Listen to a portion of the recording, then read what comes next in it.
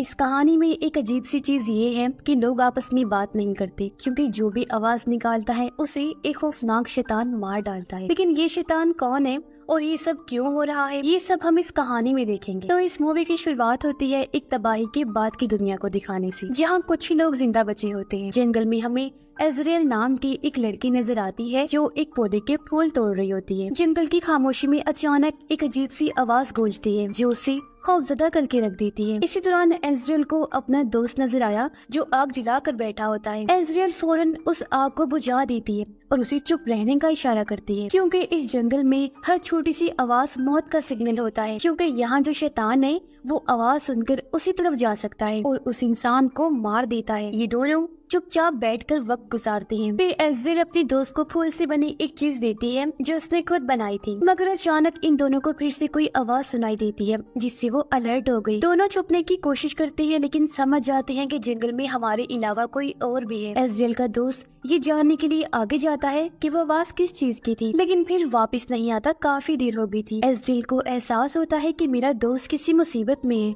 इसलिए वो जल्दी से वहाँ से भाग निकलती है। वो काफी दूर तक भागती है। रास्ते में उसे एक आदमी मिला जो एजरेल को पकड़ लेता है। उसी वक्त एजरेल को एहसास हुआ कि उसके दोस्त को भी किसी ने पकड़ लिया है। दोनों को अलग अलग गाड़ियों में डाला गया और कहीं दूर ले जाया जाता है। एजरेल गाड़ी से निकलने की कोशिश करती है लेकिन कामयाब नहीं हो पाती। फिर गाड़ियाँ अलग अलग हो जाती हैं। एजरेल को एक अनजान जगह पर लाकर बांध दिया जाता है। वहाँ पे कुछ लोग पहले से ही मौजूद थे। एक लड़की भी थी जिसका नाम जोसेफाइन होता है। वो चाकू से एजरेल के पैर पर कट लगाकर उसे जख्मी कर देती है जिससे उसका खून बहने लगता है। अब वो लोग कुछ दूर जाकर मंत्र पढ़ने लगते हैं। ये देखकर एजरेल को समझ आ जाती है कि ये लोग किसी कल्ट का हिस्सा हैं, यानी जादू टोना करने वाले ग्रुप का हिस्सा, और ये लोग रिचुअल जादू कर रहे हैं और शैतान की पूजा करते हैं। तभी वहाँ पर एजरेल को एक शैतान नजर आता है जिसका जिस्म ऐसे था जैसे वो जला हुआ हो। उसे देखकर एजरेल अपनी जान बचाने के लिए अपने हाथ छुड़वाने की कोशिश करती है, जिसमें आखिरकार वो कामयाब हो भी जाती है। पर इससे पहले वो भागती,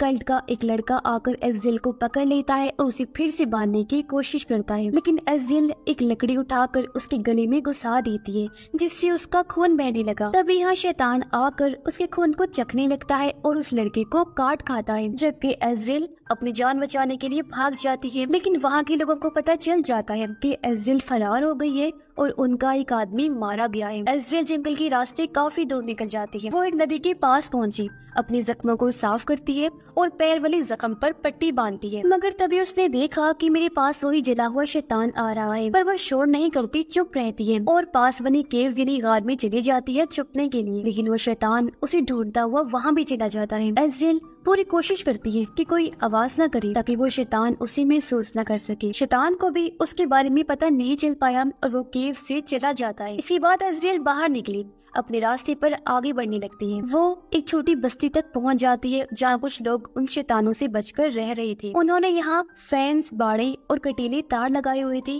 ताकि कोई अंदर ना आ सके। फैन से बचते हुए छुपते छुपाते एजरेल अंदर आ जाती है ताकि वो अपने दोस्त को ढूंढकर आजाद करवा सके, क्योंकि उसके दोस्त को यही लाया गया था। लेकिन फिर उसे वो फूल मिल जाता है जो उसने अपने दोस्त के लिए बनाकर उसे दिया था। वो यहाँ था पर उसका दोस्त नहीं था, जिससे उसे समझ आ जाता है कि मेरा दोस्त मर चुका है और ये देखकर उसे बहुत गुस्सा आता है। तब यहाँ जोसेफाइन नाम की वो लड़की भी आ जाती है। वो एक बूढ़ी औरत को चेक करने जाती है जिसकी हालत बहुत खराब थी और ये औरत जोसेफाइन की माँ थी। इसके बाद जोसेफाइन यहाँ से एक चर्च में जाती है। चर्च में कल्ट के काफी सारे लोग इकट्ठा होते हैं और वो सब लोग शैतान की पूजा करने में मसरूफ थी। जोसेफाइन जैसे अंदर आई, सब लोग वहाँ से चले जाते हैं। यहाँ चर्च में एक औरत भी थी जो दरअसल यहाँ की सिस्टर थी और वो माँ बनने वाली थी। जोसेफाइन सिस्टर से आकर मिलती है और जब सिस्टर को पता चला कि वो लड़की यानी एजरेल यहाँ से भाग गई है तो उसे काफी गुस्सा आया। वो जोसेफाइन के मुंह पर थप्पड़ मारती है, कहती है कि तुमसे इतना सा काम ना हो पाया।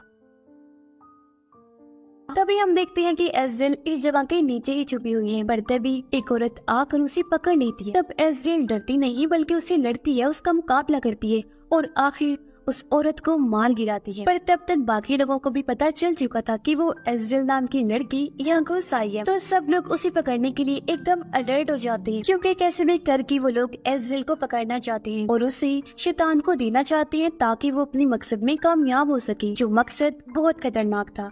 अब वो क्या था, इसका जवाब हमें आगे चलकर पता चलेगा। इसी वक्त एज़रियल को भी पता चल जाता है कि वो लोग उसे ढूंढ रहे हैं। वो खुद को बचाने के लिए वहाँ से भागती है, लेकिन उसका पाँव फेंस में फंस जाता है। वो किसी तरह अपना पाँव निकालती है और जंगल की तरफ भागती है। वो फिर से जंगल में काफी दूर निकल आई थी। रात भी हो गई थी, तो वो थक कर एक पत्थर के पास रुक जाती है। लेकिन पत्थर के पास ही एक शैतान भी बैठा होता है जो उस पर अटैक करने वाला होता है। पर जैसे तैसे एज़रियल खुद को बचाती है, लेकिन उसे एहसास हो गया था कि यहाँ एक नहीं बल्कि कई सारे शैतान हैं। वो अपनी जान बचाने के लिए यहाँ से भागने लगी और सड़क पर पहुंच जाती है, जहाँ उसे देखकर एक आदमी अपनी गाड़ी रोक लेता है। वो जब बाहर आया तो एज़रियल को चुप देखकर पूछता है कि आखिर तुम हो कौन और इतनी चुप क्यों हो, क्यों नहीं बोल रही हो। तब एज़रियल उसे भी चुप रहने का इशारा करके गाड़ी में जाकर बैठ जाती है और आदमी उसे लेकर यहाँ से निकल जाता है। गाड़ी में भी वो एज़रियल से पूछता है कि क्या तुम्हें भूख लगी है। एज़रियल चुप रहती है क्योंकि वो किसी से बात नहीं करना चाहती, चुप रहना चाहती है। अब ये आदमी इस जगह का नहीं था, तो अनजाने में वो गाड़ी का म्यूजिक तेज आवाज में लगा देता है, जो आवाज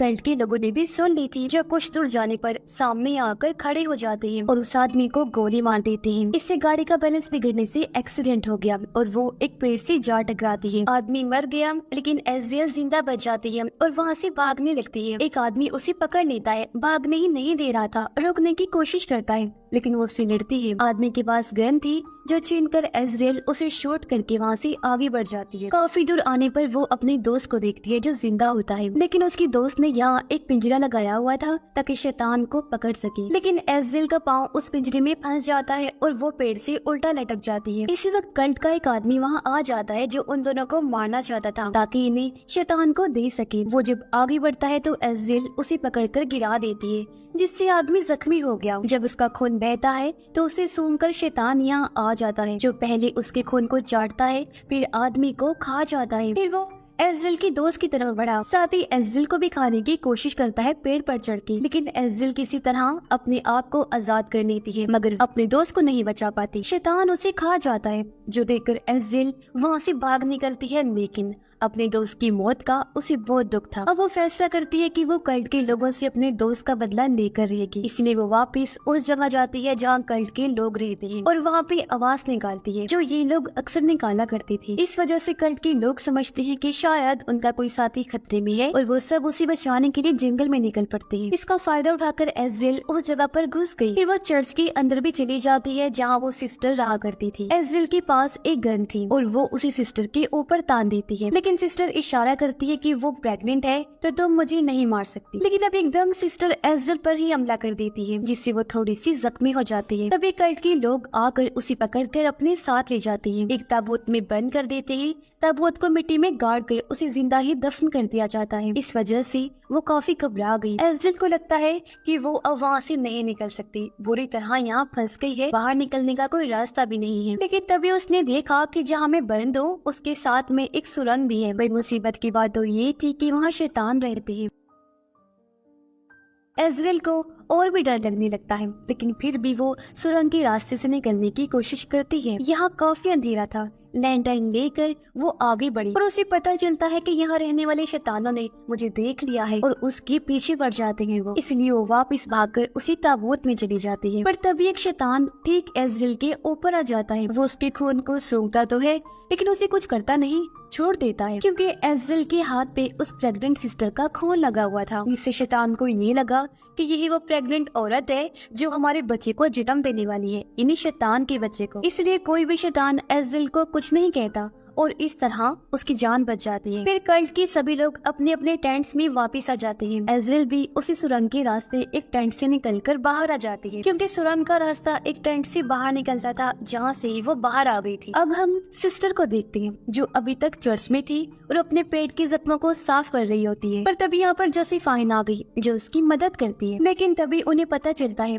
कि बाहर किसी टेंट में आग लग गई है। जो टेंट वो था जिसमें जोसेफाइन की मॉम थी। देखते ही देखते ये आग दूसरी टेंट्स तक भी फैल जाती है, सारे ही टेंट्स जल जाते हैं। तब हमें पता चलता है कि ये आग और किसी ने नहीं बल्कि एज़राइल ने ही लगाई होती है। सभी लोग आग बुझाने की कोशिश में लग जाते हैं, जबकि एज़राइल यहाँ पर एक बंदूक उठाती है और लोगों को गोलियां मारना शुरू कर देती है। एज़राइल का गुस्सा अब अपनी आखिरी हद तक पहुँच गया था और वो किसी भी कीमत पर रुकने को तैयार नहीं थी। वो जोसेफाइन को भी गोली मार देती है और काफी सारे लोगों को शूट करके मार देती है और एक की तो उसने गर्दन तक काट दी थी। फिर वो यहाँ से चर्च में पहुँच जाती है जहाँ सिस्टर अकेली होती है। यहाँ आकर सिस्टर और एज़राइल के दरमियान लड़ाई शुरू हो जाती है। सिस्टर जो हालांकि प्रेग्नेंट होती है, इसके बावजूद भी वो एज़राइल पर भारी पड़ती है। वो एज़राइल को मारने की कोशिश करती है, पर तभी सिस्टर की तबीयत खराब हो गई, यानी उसका बच्चा पैदा होने का टाइम आ गया था। अब जोसेफाइन भी यहाँ गन लेकर आ जाती है क्योंकि वो मरी नहीं थी, बच गई थी। वो एज़राइल पर गोली चलाती है लेकिन वो बचकर किसी तरह छुप जाती है। पर अब एज़राइल जोसेफाइन पर हमला कर देती है और इन दोनों की खतरनाक लड़ाई होने लगती है। फिर एज़राइल एक बड़ा सा चाकू उठाती है और जोसेफाइन की गर्दन में घोंप देती है, जिससे जोसेफाइन वहीं मर जाती है। फिर एज़राइल सिस्टर की तरफ बढ़ी। सिस्टर ने अपने बच्चे को पैदा कर दिया होता है, लेकिन वो इससे बहुत ज्यादा खौफजदा हो गई। उसे बच्चे से डर लग रहा था। वो अब खुद एक चाकू उठाती है और अपना गला काट लेती है, जिससे उसकी वहीं पर मौत हो जाती है। एज़राइल उस बच्चे को देखने के लिए आगे बढ़ी। वो बच्चे को अपने हाथ में उठाती है। अब तभी वहाँ पर बहुत सारे शैतान आ जाते हैं। साथ ही हम इस बच्चे का चेहरा देखते हैं, जो इंसानी बच्चा नहीं था बल्कि किसी बकरी की तरह लग रहा था। बहुत ज्यादा भयानक रूप था उसका। अब वो सारे शैतान एज़राइल के सामने आ गए, लेकिन उसे कुछ भी नहीं कहते क्योंकि उन्हें ये लगता है कि ये बच्चा उनका मसीहा है और एज़राइल इस मसीहा की माँ है, तो हम इसे कुछ भी नहीं कह सकते। सब शैतान ये देखकर काफी खुश हो जाते हैं और वो उसके सामने झुक जाते हैं, जिससे एज़राइल को इस टाइम ये एहसास हो रहा था कि मैं इनके लिए कितनी अहम हूँ, क्योंकि उन शैतानों का मसीहा मेरी गोद में है और वो इसे मेरा बच्चा समझ रहे हैं, मुझे इसकी माँ समझ रहे हैं। वो बड़े गौर से बच्चे को देख रही होती है क्योंकि वो सोच रही थी कि एक तरह से इस बच्चे के जरिए मेरे पास पावर आ गई है, जो अब मैं इंजॉय करूंगी इन शैतानों पर हुकूमत करके, इन पे कब्जा करके। वो जो पहले एज़राइल को मारना चाहते थे, अब हमेशा उसके गुलाम बनकर रहेंगे। और इसी के साथ ये फिल्म भी इधर ही खत्म हो जाती है।